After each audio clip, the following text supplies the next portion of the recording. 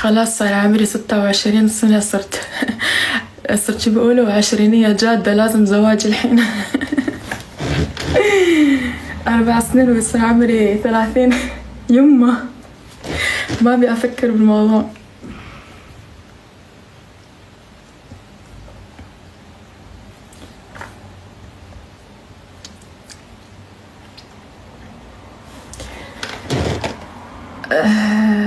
سلام. هلا والله.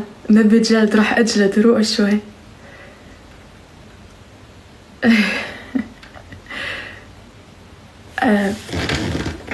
شوفوا أنا للحين منيحة مع الكل، والله أنا للحين منيحة مع الكل، ما عندي مشكلة مع حدا. هن اللي عندهم مشكلة معي، عرفتوا؟ لأنه هن بلحسوا لبعض، عرفتوا؟ وأنا أكتر واحدة بيكرهني راس البطاطا. راس البطاطا ما بيطيقني من أنا بالبروجرام، وراس البطاطا هو راس الجروب، تمام؟ هو والثعبان، تمام اوكي. فاي واحد بيكون راس البطاطا بظهره ما حدا بيسترجي يحكي معه، عرفتوا؟ يعني يا بتلح صوروا لراس البطاطا يا اما بيقلبوا ضدكم، عرفتوا؟ مثل ما قلبوا ضد كتير. انا بعدين رح احكي بهالمواضيع. المهم انه بس يزيد عدد المتابعين المشاهدات راح اتكلم عن المواضيع. ولو سمحتوا لا حد يغلط، لا حد يغلط على أحد. أنا بحترم كل المشتركين وبحترم كل البلدان، ما عندي مشكلة مع ولا حدا. إذا أنا عندي مشكلة شخصية مع شخص، هيدا الشي مش يعني أنا عندي مشكلة مع البلد كلها، مع 30 مليون 50 مليون شخص، تمام؟ بلس أنا واحدة حقانية، وأنا كنت كتير ساكتة بالبروجرام لين ما آخر الشي طفح الكيلو. انتوا رح تشوفوا بعدين بالحلقات شخصيتي رح تتغير. شفتوني أول الشي مسالمة كيوت، بس هذا الشي ما بيمشي هيك بالبروجرام. يا بدكم تكونوا حيايا مثلا، يا أما بتطلعوا لبرا.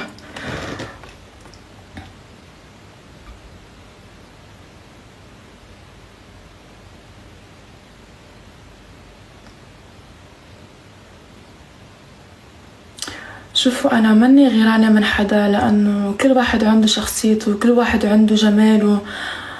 يعني أنا الحمد لله والله أني مقتنعة بنفسي، عرفتوا؟ أنا يعني شوفوا أنا الحمد لله سويت كل شيء بحياتي. يعني سافرت، درست، عشت، سويت كل شيء. يعني أنا وصلت لمرحلة حتى الشهرة أخذتها that's it. بس أنا كان بدي من البرنامج إنه الناس تعرفني attention، يعني attention seeker. أنا بعترف لكم بس that's it attention، يعني بالصح بالغلط attention. وأنا هذا اللي عملته. الشعر الأحمر والأنياب كان attention، تمام. النفخ والهذا الورم هذا أنا ما كان بإيدي، بس أنا attention وانشهرت فعلا. سويت كل شيء أبيه بالحياة. أنا الحين اللي جد أبيه، يعني هذه آخر سنة دكتوراه إن شاء الله أتخرج وأتزوج وأسوي عائلة، بس أفتح لي بزنس، أستقر، يكون عندي حياة مستقرة مع زوج وعيال. هذا اللي أبيه. يعني خلاص سويت كل شيء بالحياة، يعني عرفتوا؟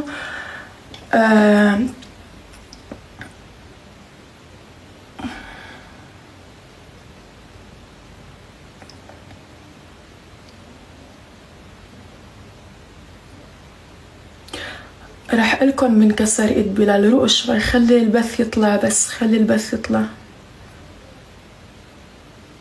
عمري 26. عمري 26 بس لازم كذب. لازم اقول عمري 24 بليز. اوكي مش 26، 24 عمري.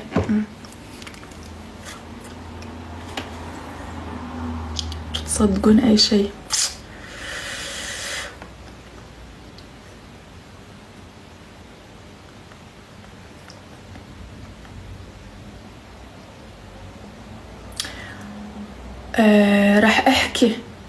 راح احكي عم بحكي. روق علي شوي، روق، لأنه في كتير حكي. أنا في وايد كلام أبي أقوله الصراحة، بس بقوله وأنا رايقة، يعني عشان لا أنفعل. هذه الشغلة اللي فيني غلط إني أنا انفعالية. هذا الشغلة لو يعني هذا الشيء لو كان الحق معاي يصير ضدي من الانفعالية اللي أنا فيها. هذه غلطة ولازم أصلحها، إنه يكون عندي انثبات مش استفز.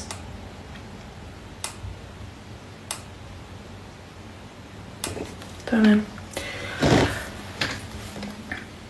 نحن بنحب روق شوي روق شوي جماعة الكومنت عشان الحق وصلوني مليون تكبيس عشان يطلع اللايف اكسبلور، لانه اللي حاحكيه لازم ينتشر. لازم كلكم تسجلوا اللايف، اي موضوع واي شخص راح احكي فيه لازم تسجلوا، لانه انا ما كتير بحب اطلع لايفات الصراحة.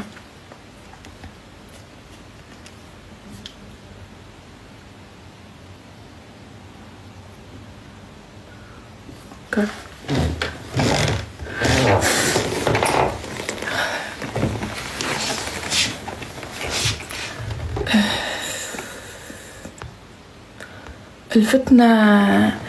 الفتنة أشد من القتل.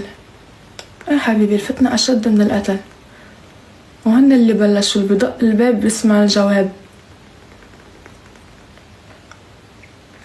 ليش السعوديات ما يحبوني؟ بالعكس السعوديات بحبوني كتير، وأنا طلعت ووضحت أنا من لبنان. أوكي، أنا تربيت مع ستي هي سعودية، وأنا محبتي للسعودية لأنه أنا يعني السعودية هي اللي حضنتني. فهمتوا علي؟ يعني أنا معزة ستي أكتر من معزة ماما، وماما بتعرف بهالشي. يعني أنا لما بدعم لما بمدح عن محبة، مش عم بمدح عن استفزاز أو أي شي. لأنه أنا فيني أطلع بالبروجرام وأقول إنه أنا زينة من السعودية. ترى بالبروجرام عادي بتكذبوا بأي اسم. بالبروجرام فيكم تقولوا أي اسم بدكم، يعني ياما كذا وحدة مش اسمهم الحقيقي ولا أعمارهم الحقيقية، بتقولوا أي شي. فبالعكس شوفوا الجانب الإيجابي. بالعكس أنا من أول ما بدأ البرنامج شوف الناس تمدحني شخصيتي وكل شي، وهذه صح شخصيتي. بس لما كلهم بيتفقوا عليك وبيفبركولك وبدهم يأذوك لأنه شايفين الناس حابينك، وشفتوا أنا مسالمة، أنا حتى لايفات ما بطلع.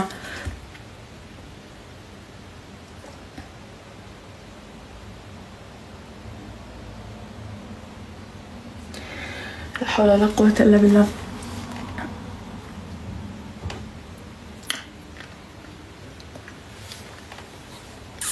روقوا شوي لحتى لحق. روقوا شوي. روقوا زينة المليونيرة، الله يسمع منكم. عاد إذا تزوجت هذا اللي براسي إن شاء الله أكون زينة المليون. دعولي والله أنا نيتي طيبة الصراحة، أستاهل.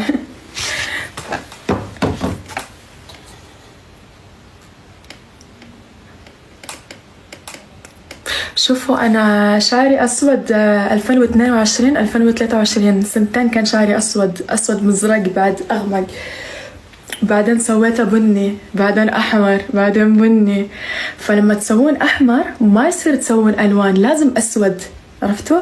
لأنه اللون الأحمر صعب ينشال إلا بالأسود، أسهل شي.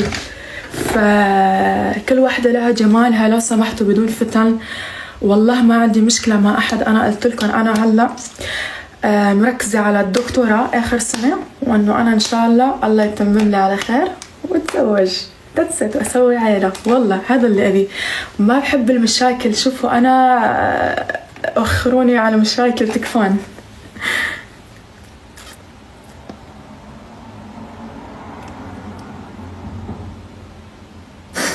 يلا عم بحكي، روق شوي.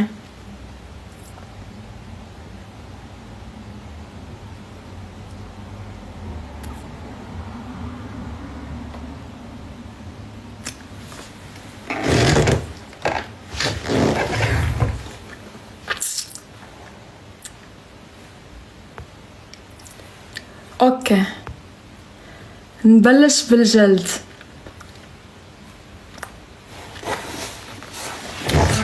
اول شي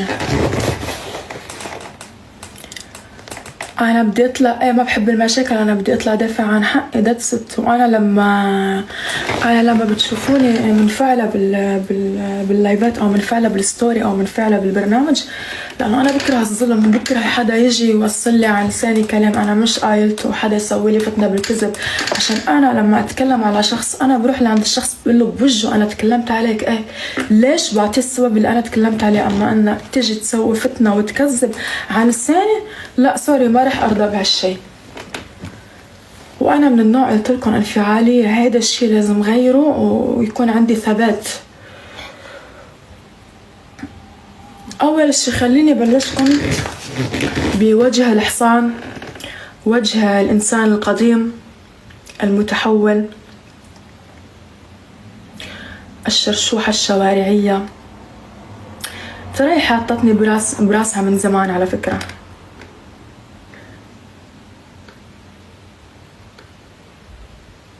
أنا مرة كنت بلايف مع أرهان ودعاء. خلوني أسكر شوي الكومنتس. ويت،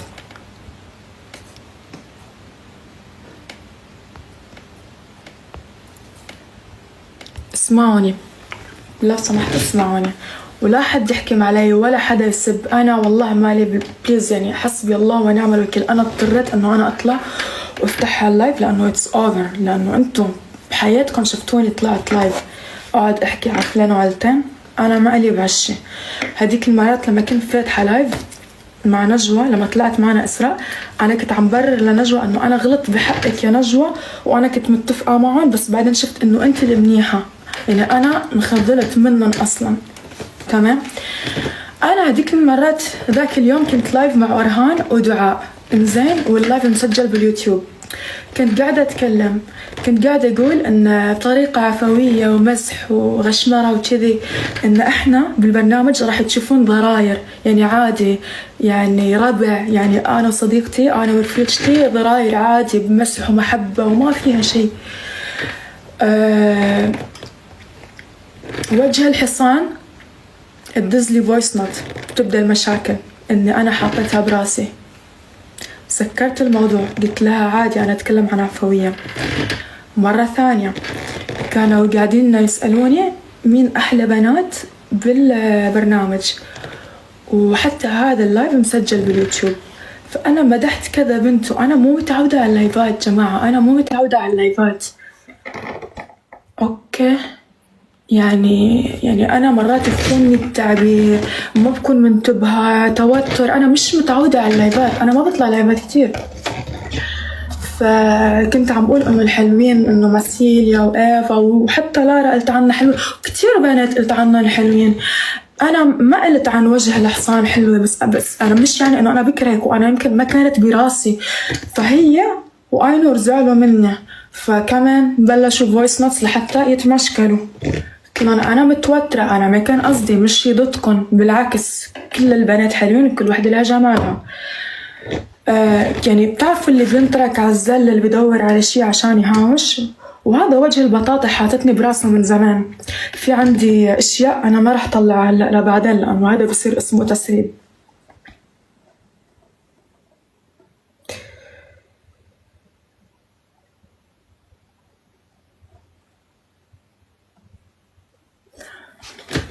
بعدين راس البطاطا، كم مرة أنا وياك تهاوشنا بالبرنامج وبعد البرنامج، كم مرة تهاوشنا راس البطاطا؟ كم مرة قللت من احترام وأنا سكتت بس عشان ماريا ولارا سكتت لأنه هن أصحاب معك. خيي ما بتطيقني ولا أنا بطيقك، اكفيني شرك وحل عني، خلص عيش حياتك وبيش حياتي، ما تقرب صوبي. يعني يا بحبك يا أحبك يا أذيك، خلص تخطوا البرنامج، خلص كل واحد يعيش حياته. انت اللي تبين تصيرين بلوجر صيري بلوجر، اللي تبين تصيرين مغنية صيري مغنية، اللي تبين تفتحين لايفات لعب طلعين فلوس، اوكي، بس مو ان القذف والافتراء يعني ترى مش حلو. يعني انتوا شفتوا بالبروجرام اي واحد بيقلب ضده بيقلبوا كلهم عليه. فور اكزامبل ملاك طلعوا اول شي كانوا ضده كلهم، لما كانوا كلهم ضد ملاك انا الوحيده اللي رحت حضنتها على البلكون، انا الوحيده اللي كنت مع محايده. تمام. ايفا نفس الشي، نجوى نفس الشي، سمير نفس الشي، انا نفس الشي.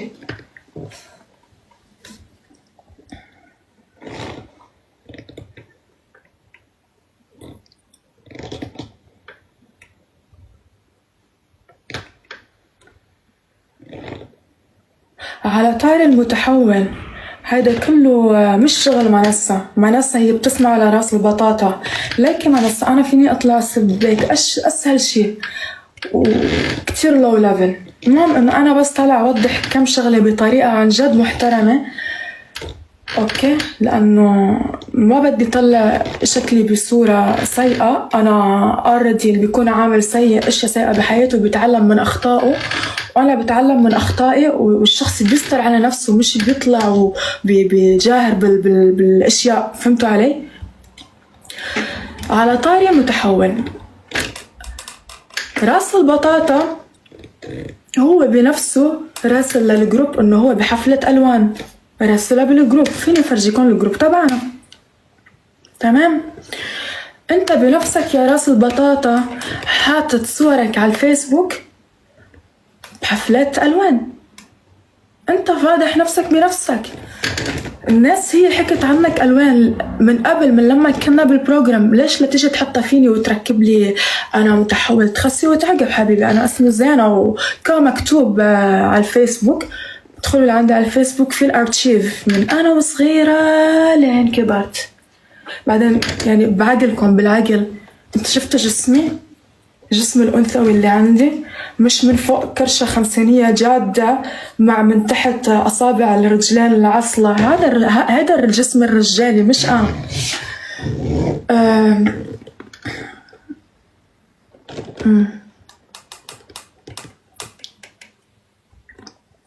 بلس أنا واحدة صريحة وما بكذب، على الأقل إنه أنا داخلة باسمي الحقيقي، اسمي الصجي، أوكي؟ هيديك الوجه الحصان اللي بتكذب بالأسامي، اللي بتكذب بكل شيء. حتى هي بتمها هي بنفسها مريات وقالت لي لما انت بنت شابين لازم انت تصدقين الكذبة بنفسك.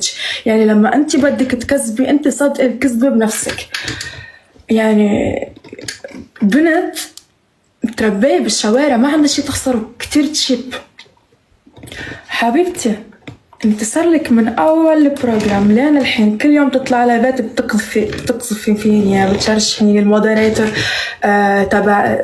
تبعيتك خليتيها تقلب المودريتور تبعيتي علي لحتى الهجوم ينقلب منك علي. حسبي الله ونعم الوكيل، حسبي الله ونعم الوكيل. وعلى فكرة اسمك الحقيقي انت حطيتيه على الانستغرام. نحن كيف عرفنا اسمك الحقيقي اصلا؟ كنا أنا ووجه الحصان وآينور ولارا بالأوتيل قبل ما ندخل على البرنامج بيوم. لما اجت لعنا قلناز اللي هي بتشتغل بفريق العمل عشان نوقع العقد، فقلناز قالت اسمها الحقيقي لوجه الحصان. هي ما كانت معترفة باسمها الحقيقي، تمام؟ حتى بغرفة المكياج لما كنا فوق قاعدين احنا والبنات كمان اجت قلناز وقالت اسمها الحقيقي قدام البنات. ولا هيك هي ما بتعترف، يعني واحدة اسمها مش معترفة. وعلى فكرة هذا وجه الحصان هو المتحول مش أنا. وجه الحصان كان متحول، أول شيء كان تحوله إسلامي مع حجاب، بعدين قرر أنه يكون متحول open minded، وجه الإنسان القديم.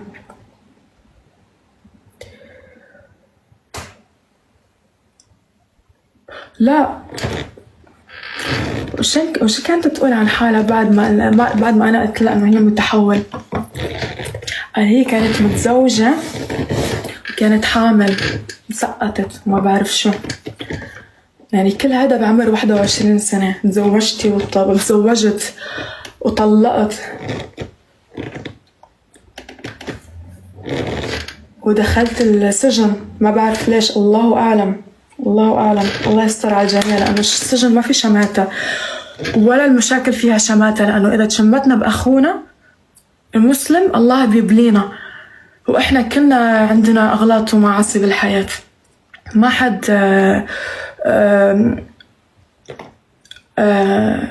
شو بيقولوا يا ربي عن الأخطاء. معلش سامحوني، صار لي 7 سنين عاشت فرنسا، والله العربي زينني للحين أتكلم عربي أصلا.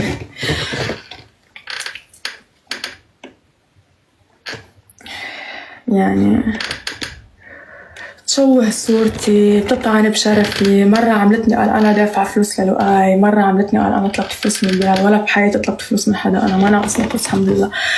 تقذف بشرفي، مرة بتحكي متحول، مرة وعلى فكرة حتى آخر فيلم ما سمعت شو صار. آخر فيلم قذفتني قال أنا مع سمير قاعدة عم تحكي بالفانز بالجروب الفانز تبعها. هلأ رح أوريكم كل شيء وأنتوا صوروا سكرين شوت، بس خليني أحكي قبل. طالعة تحكي قال أنا شو ليش لسمير لأن عملوا مع بعض شيء قدام الكاميرات، والقرآن الكريم إنه ما صار شي بيني وبين سمير. حتى سمير بعت له المحادثة هو انصدم من الكذب. كل يوم بتألف أفلام، كل يوم حاطتني براسها ما فيها تقرب على حدا غيري، لأنه أنا راس البطاطا بيكرهني وليك راس البطاطا بظهرن، فعمين بدها تستقوى علي. وهي طلعت اعترفت إنه هي نامت مع حبيبها، قعدوا مع بعضهم 14 يوم، واعترفت انه هو اعطاها مصاري انه بلال ونام معها وعاشت معه 14 يوم. يعني بتزني وبتعترف. يعني اذا ابتليتم استتروا، استريح. يعني ما حدا احسن من حدا، ولك كلنا عنا اغلاط، ولك رب العالمين بده يحاسبنا اغلاطنا. كنت انا وانتو كلنا احترقنا، ما حدا معصوم عن الاغلاط. بس تطلعي بتتفاخري بالزنا يا عمي روش. هاي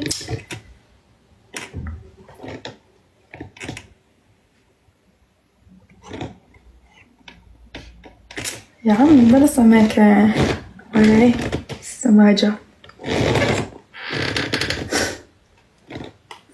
كلنا نسوي أغلاط، وأنا أكثر وحدة يمكن سويت أغلاط بالماضي. يعني عشان الشهرة، والله عشان الشهرة، من الغباء. غباء، عرفتوا؟ attention. أنا أقول لكم بعترف لكم attention seeker. بس الواحد يستر على نفسه.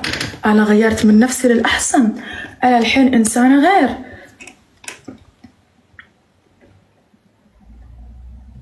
مين اللي نشر رقمي؟ مين اللي نشر رقمي واتساب؟ مين اللي بلش؟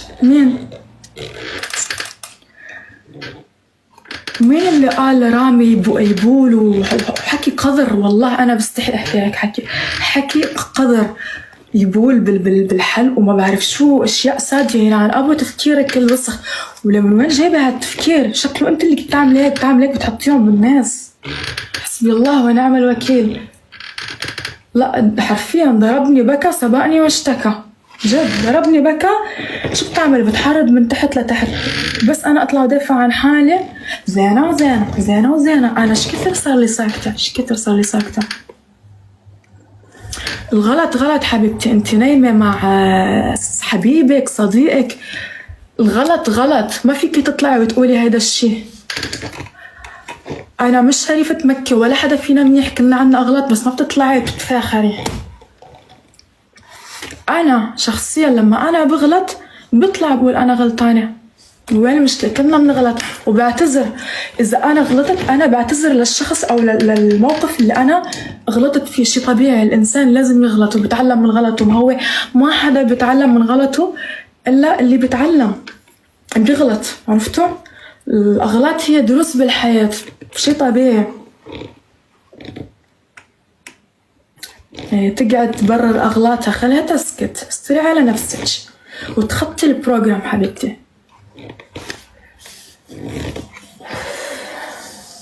تطلع بتقول نمت مع حبيبي ودفعلي. على فكرة في ناس مراهقين عم يسمعوا وعم يشوفوا البث. انت هلأ انفلونسر، انت مشهورة، بدك تقدمي حالك بصورة منيحة. ما فيك تطلعي تقدمي حالك لأنه في ولاد عم يسمعوا بياخدوا هالشي قدوة، بيروحوا بيعملوا الغلط. ما فيك تعملي هيك أبدا.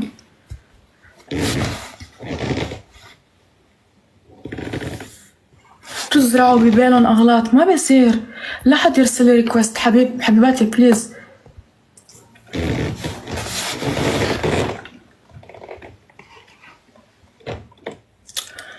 اوكي خلوني احكي على الفتنة لما انا عصبت على يسرا باخر فاينل. يسرا قالت لبنت إنه أنا وآينور كنا فوق بالغرفة عم نخطط لنطلع بلال. بالعقل يا جماعة، أنا كنت بهيدي الفترة عم بتعرف على بلال، وآينور يشهد الله شكثر تعز بلال. يعني كان بلال معنا بمواقف كتير منيحة، رغم إنه أنا يمكن نختلف نتصالح ونتخانق، هاي شي طبيعي، كلنا بنتخانق وبنتصالح. أنا اللي عصبني لما أنا I lost my control وعصبت وبلشت سب، لأنه أنا ما برضى بالظلم. يعني أنت عم تظلميني، عم تحكي شي عن لساني، عم تعملي فتنة، أنا أكيد بدي أعصب، بدي دافع عن حالي. هذا شي طبيعي إنه أنا دافع عن حالي، صح ولا لا؟ أنا ما عندي شي ضد يسرا على فكرة، وإحنا طلعنا لفوق على الغرفة، تخانقنا مرة تانية ورجعنا تصالحنا.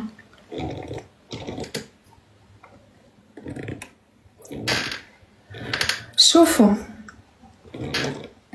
على العموم هذا كله تخطيط أنا، لأنه كنت بصف نجوى. شو عملت عسر؟ راحت ضمت يسرا لمجموعتها عشان إنه مثل يا بترضي علي وبتطلعيني يا أما برا الجروب، عرفتوا؟ من الأخير هيك نظام البروجرام.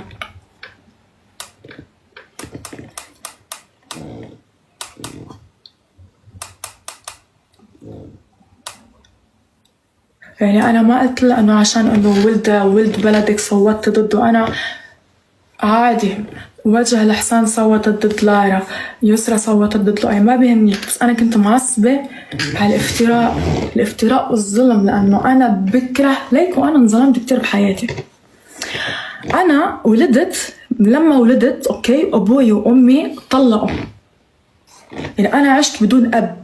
أبوي شفته لما كان عمري 13-14 سنة، أوكي، فترة صغيرة. فأنا أكتر وحدة بكره الظلم، وأنا مع المظلوم قبل الظالم، تمام؟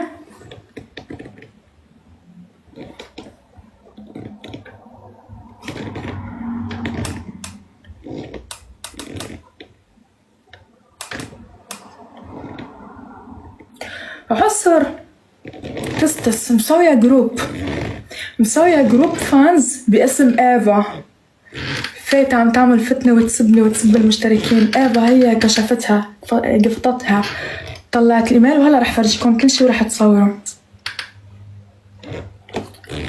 وحطلع لكم المحادثة تبعت وجه الحصان وهي عم تقذف بشرفي بالجروب عندها.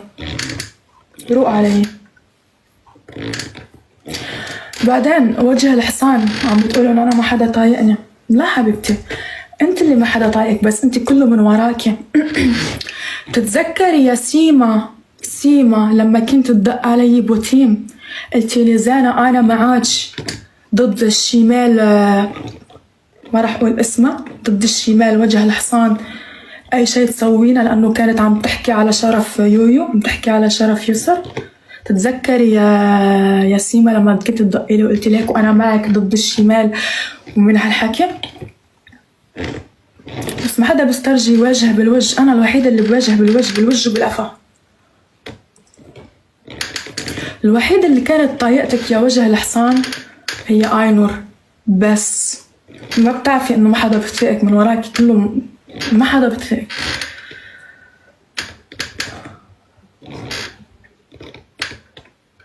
تتذكري يا وجه الحصان لما فوفو أرسل مسج على الواتساب إنه اللي بيحكي على يسر بدي ما بعرف شو بلا بلا بلا بلا بلا، أنت كنتي رايحة حاكية لإسراء عن يسر.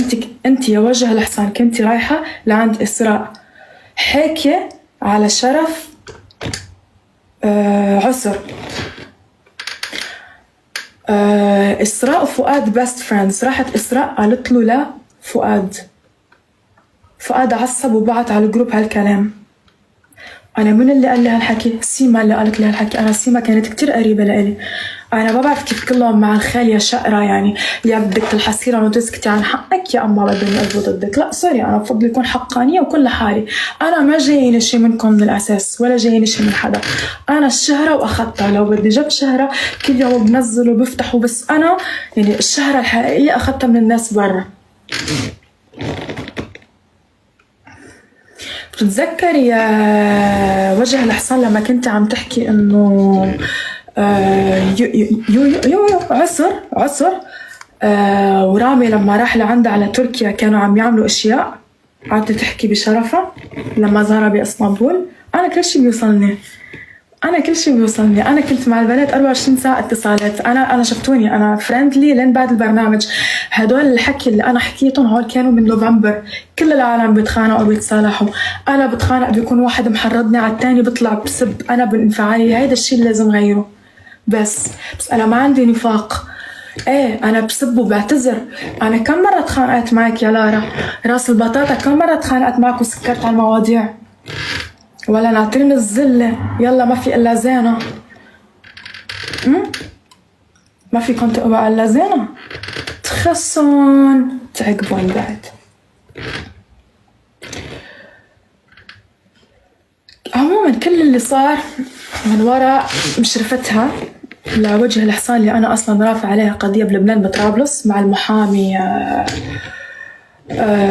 فواز مراد اللي قلبت مشرفتي علي.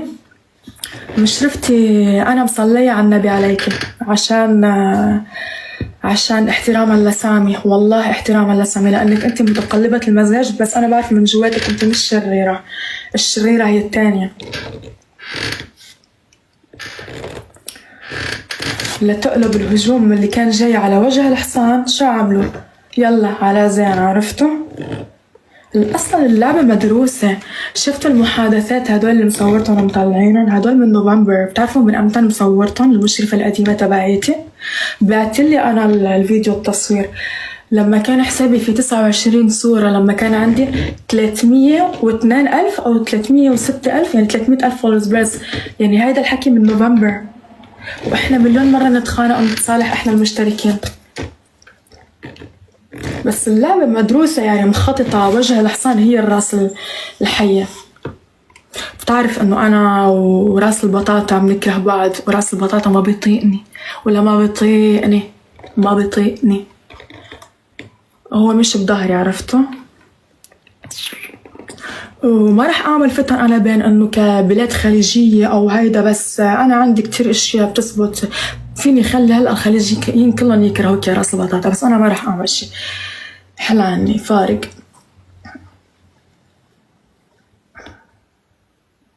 ووجه الحصان على فكرة لما نمت مع بلال في محادثة فوفو دليل، وهحطها أنا حطها هلا. واللي صوركم اللي كانوا معكم بالشقة مش أنا.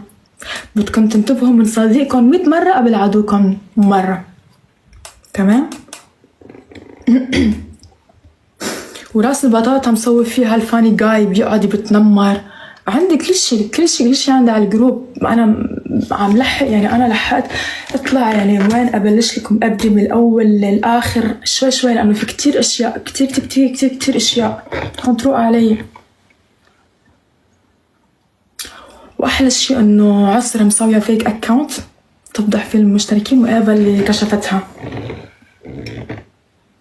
وعلى فكرة الجروب اللي عصر فاتحته سيما هي المشرفة فيه، بحارض الجمهور. وأنا مظلومة، وشافوا إنه الناس حبتني، حبوا يسووا فتنة ويقلبوا الناس علي. ليكو أنا عندي حسناتي وعندي أخطائي، ما حدا معصوم عن غلط. أنا بغلط بس أنا ما بأذي. ولما أنا بغلط بحق نفسي، لما أنا بغلط ما بغلط بحق حدا تاني.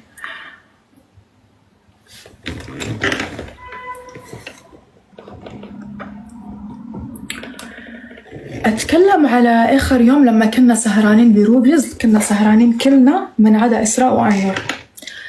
النصب اللي نصبتوه علينا راس البطاطا وفوفو دفعونا $1000، مش كل البنات، أنا وكذا واحدة.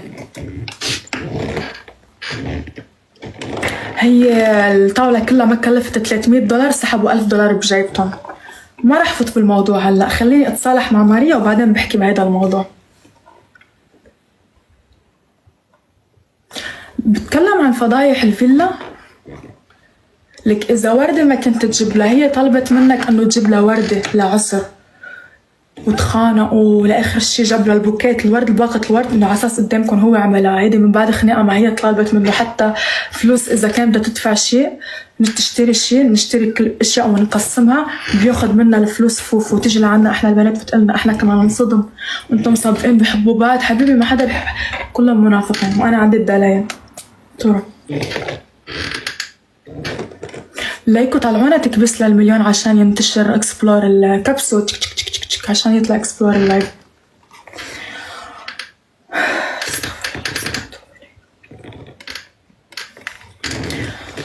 ولا انا ما بدي اتدخل هلا بيسرى ولولو، بس انه مسوي لي حالك انه العشاق لما كنا سهرانين بروبيز لما انت كنت سكران يا لولو ورحت تتحركش بلارا قدام اليسرى، يسرى راحت على جنب تبكي وانت عم تتحركش بلارا وما بعرف شو، وقدام يسرى ما بعرف كنت شربان او شي ما بتذكر الصراحه. كنتوا بوقتها عاملين التاتو، انتوا الاثنين عاملين التاتو هون جديد، فانت عم تقول للارا انه انت معجب بلارا، فلارا قالت لك انه انت مش عندك يسرى، ليش عامل التاتو؟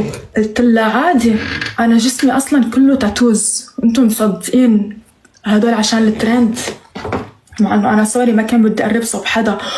ومرة ثانية لما أنا بحكي عن شخص مش يعني أنا ضد هذا الشخص ولا بيمثل بلده، والنعم بالجميع. يسرى بنت بتجنن توب موديل، وأنا كنت دايما أمدح فيهم بالبروجرام، أقول عن يسرى ولؤي باربي وكان وتزوجوا والمهر علي، بس أنا لما بطلع بحكي الحقيقة مش يعني أنا ضد شخص أو شخصين، أنا يمكن يجيني هجوم صح بس أنا حكيت الحق.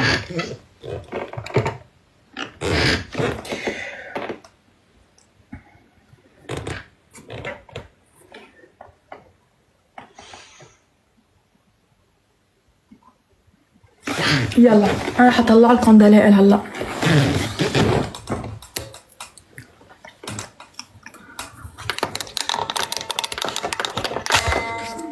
لحظة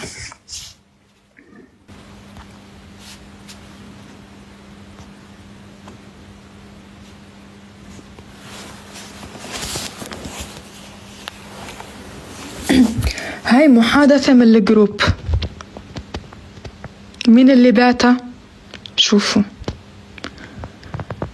شو مكتوب، شفتوا؟ تمام. شوفوا انه الحب طبعا كله كذب.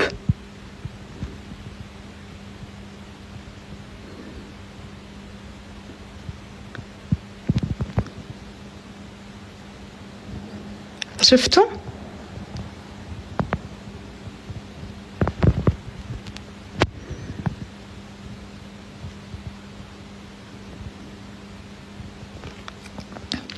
شفتوا؟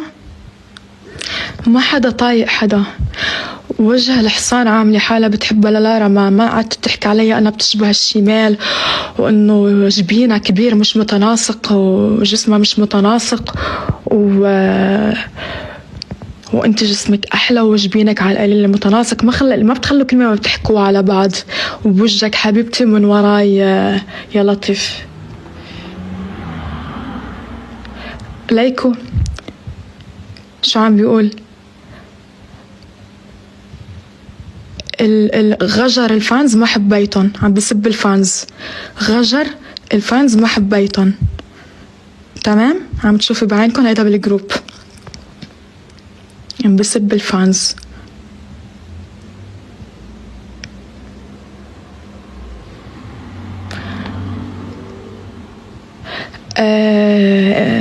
عسرم كانت مسوية اكاونت فادي عم تسبنا فيه، اللي لقطتها ايفا هي اللي صادتها.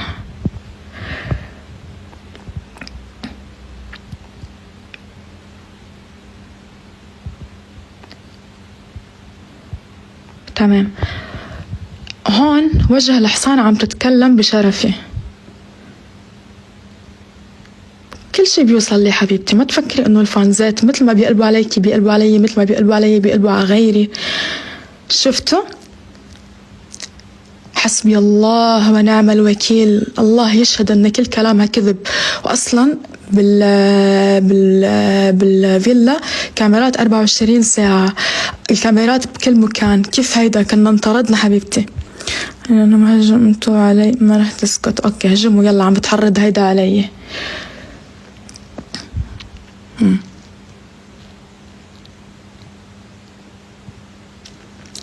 أنا رحت كلمت سمير على فكرة، أنا بعتله لسمير.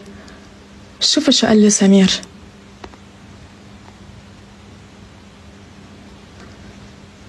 خلص زينة والله، خلص أنا والله من اليوم اللي جيت لهون ما عم شوف، ما عم بدخل. قلت اطلع من أصدقائي، روح المول شوبينج هيك، فوالله ما يكون عندك وقت حتى تفكري في هالأشياء. تمام، من وساخة والكذب تبعه.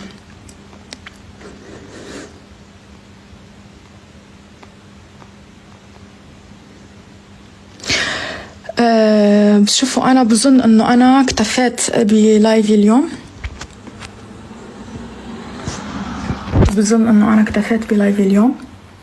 قلبي شو هالجمال، شنو هالحلا، ليش زعلان؟ مو زعلانة، كنت مواصلة أمس ونمت اليوم كم ساعة، قعدت بس عشان أطلع لايف شوي. يا رب يكونوا سجلوا اللايف، وراح أنزل أروح أشيل الميك اب الأكستنشن وأروح أرقد. وهذا الجمال هو الحلو بشوف كل الناس حلوين. لأنك حلوة وقمر يا عمري. طمنيني عنك بس. أنا لسه فاتحة اللايف على فكرة جايز تكبيس. عم يقولوا زينة سيف طالبت. بعدين أول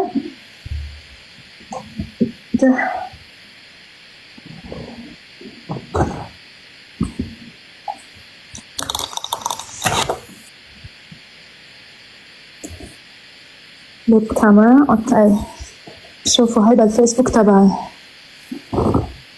تمام، فوتوز مراحل حياتي كلها من أنا وصغيرة.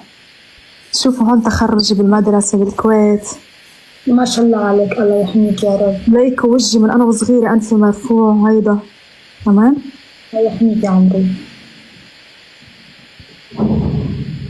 ليك وجهي من أنا وصغيرة، ليك هون كان عمري 13 سنة، خشمي وعيوني ووجهي. الله يحميك يا رب.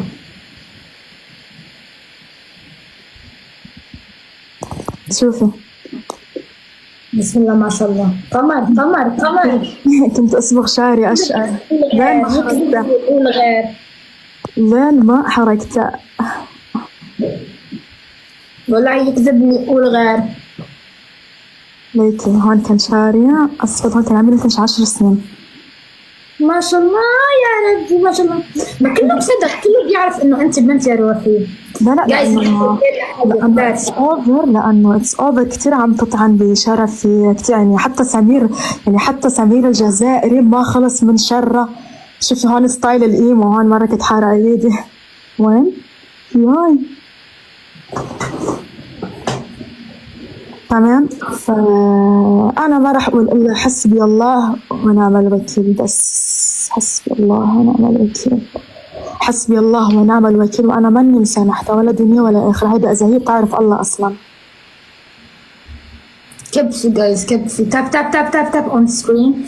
والله حلوة يا عمري، كله مصدقك. انت ليش عم تبرلي؟ خلاص لا آخر أو أول وآخر مرة.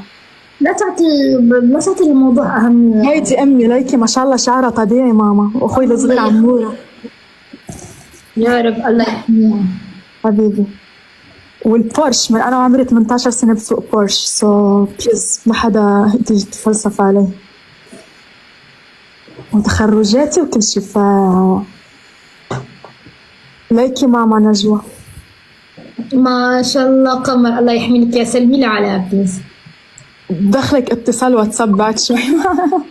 ايه والله. ليكي هي أمي حلوة صح؟ الله يحميك يا رب. تشبهك على فكرة أمك كتير. البروفيل صح؟ جدا جدا جدا. ليك وهي صورة بدون تجميل ولا شيء، ولا تجميل ولا شيء. كنت اصبغ شعري اسود ومسويه حواجبي ثقال يعني ما خليت لون ما سويته. المهم يعني وجه الحصان حسبي الله ونعم الوكيل. اذا انت متحول مش يعني بدك تقلب وساختك على الناس. يستلحيك الله يسعدك والله. ثانك يو جايز. كبسوا قولي لي عمري، خبريني امبارح مو كان عيد الحب؟